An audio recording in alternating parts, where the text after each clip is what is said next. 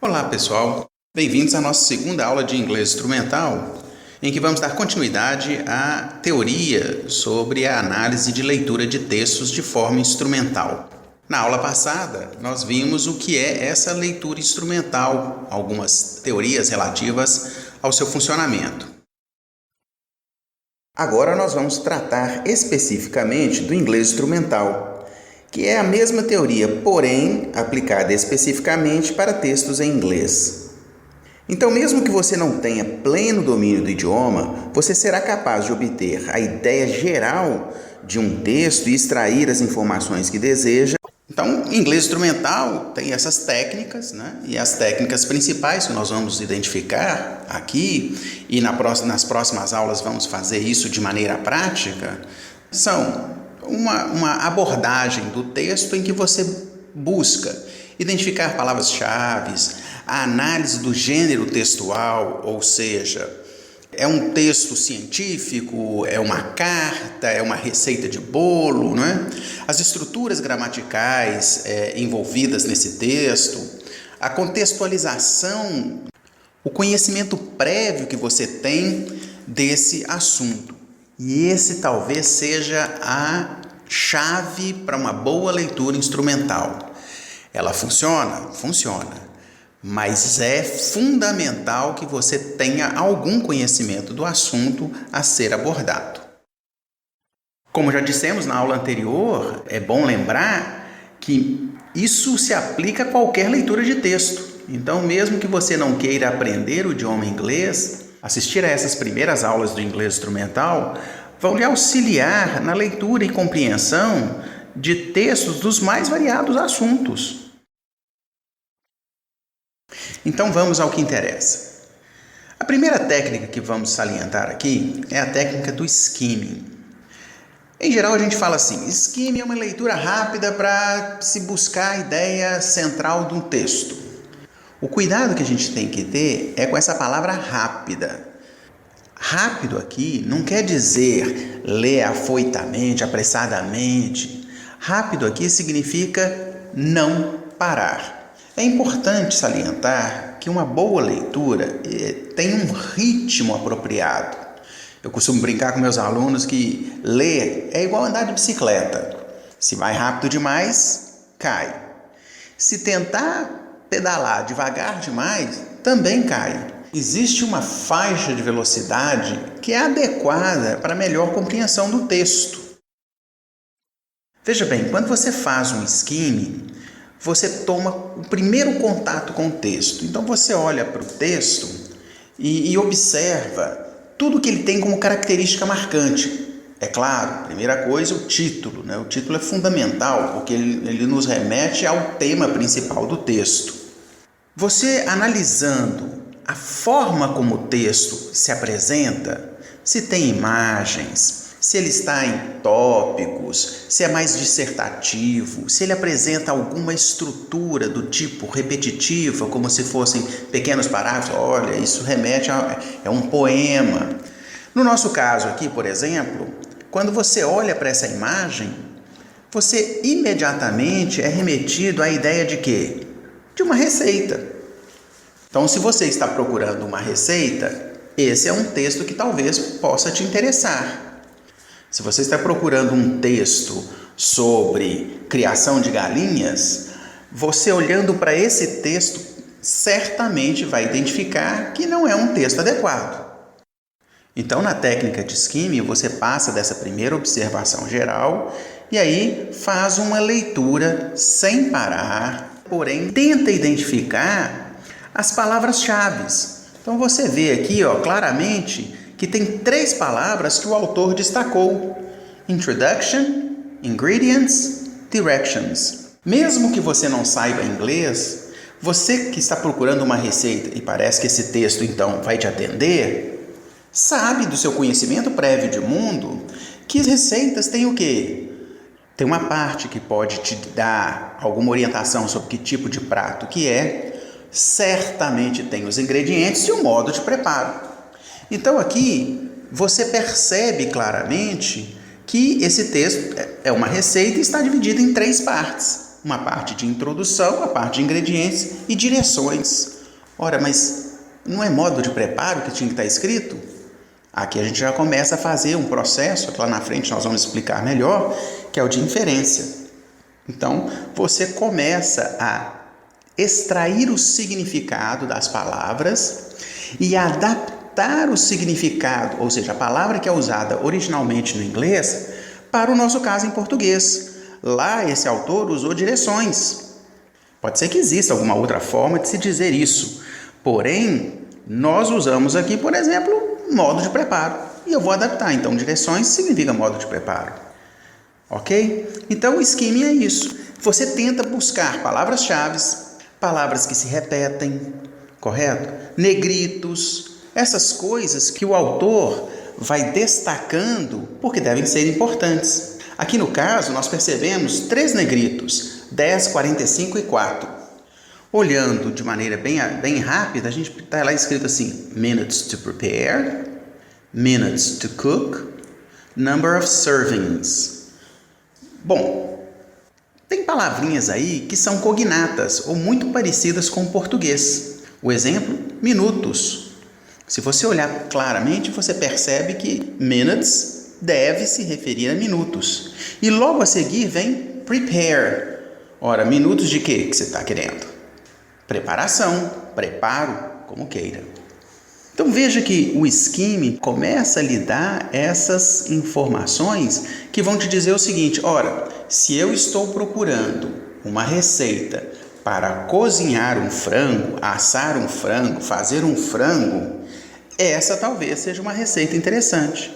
Pela imagem, eu já vejo que é um frango assado, e aí posso ir no texto e identificar. Olha, eu quero saber o tempo de preparo? Esse texto vai me dar o tempo de preparo. Eu quero saber como se faz esse frango assado?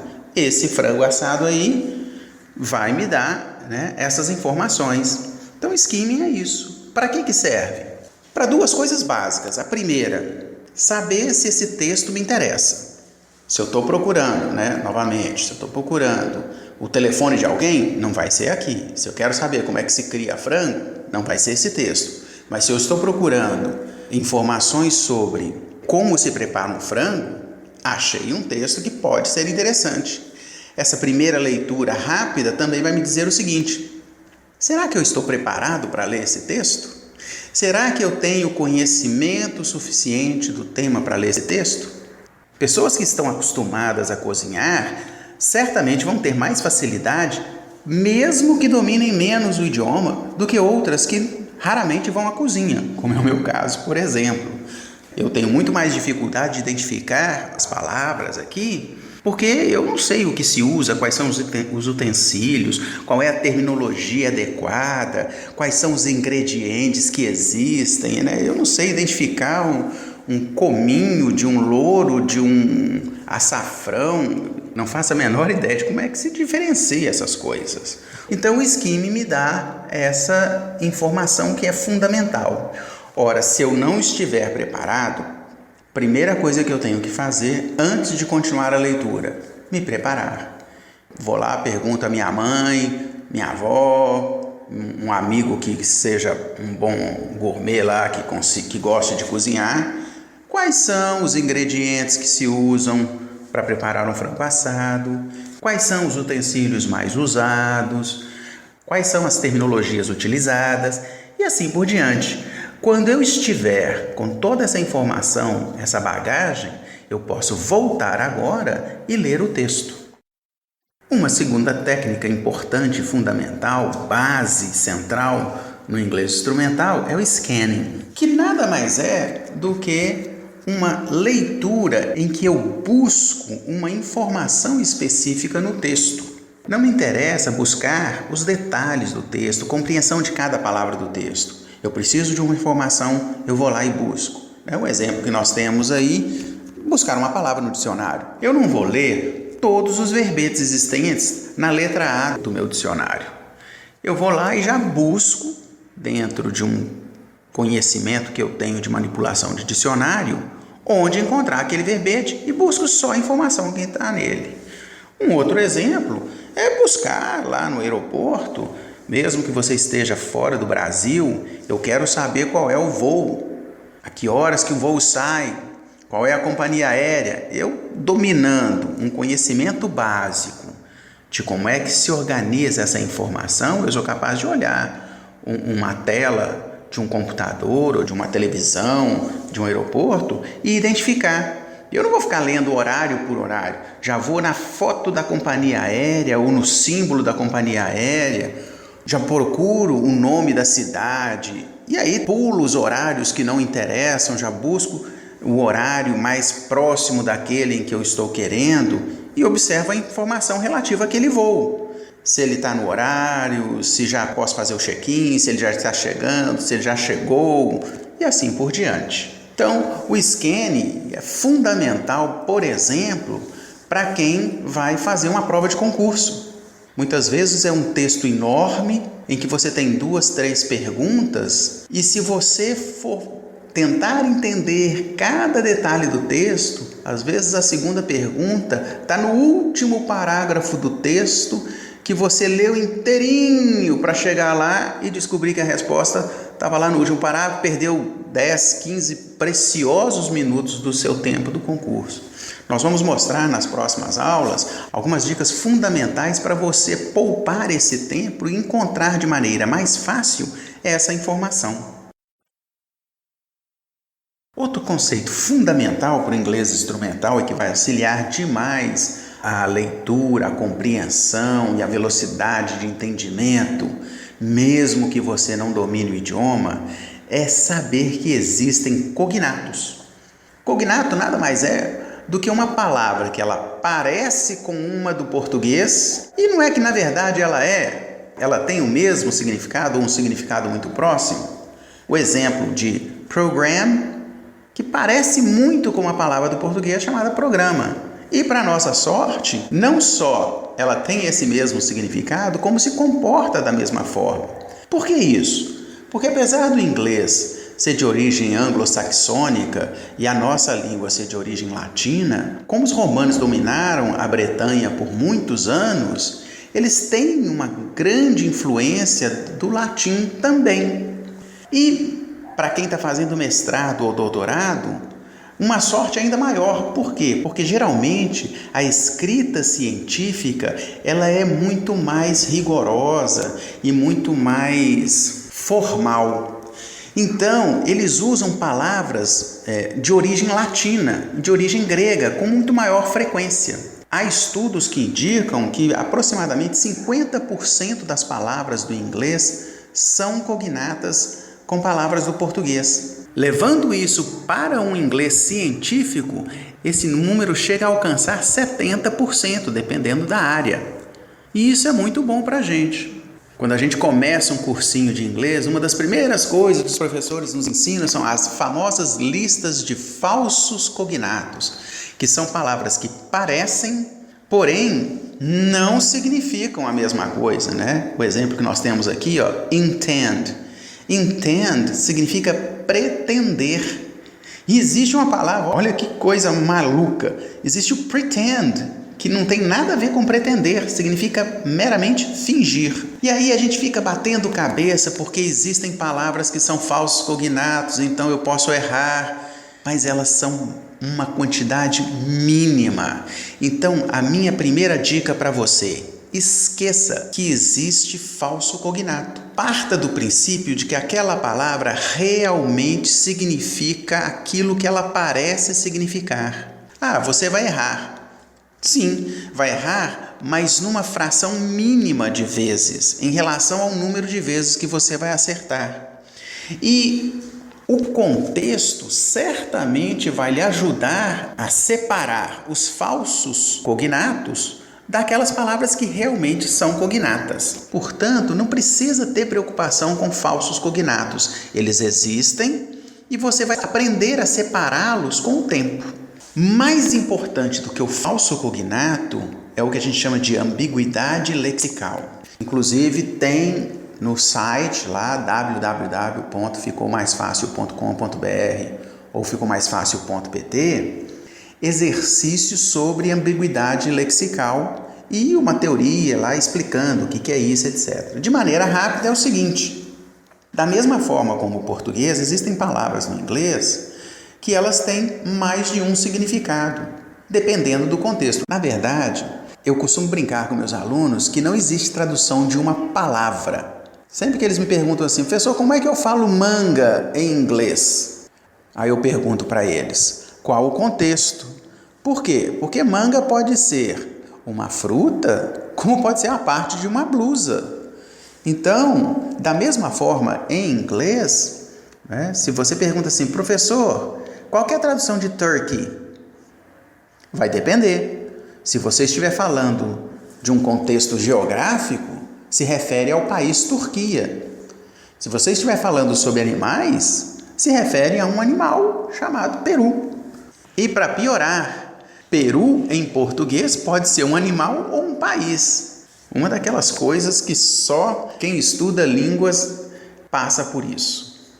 De qualquer maneira, o que é importante? O significado da palavra depende do contexto em que ela se encontra.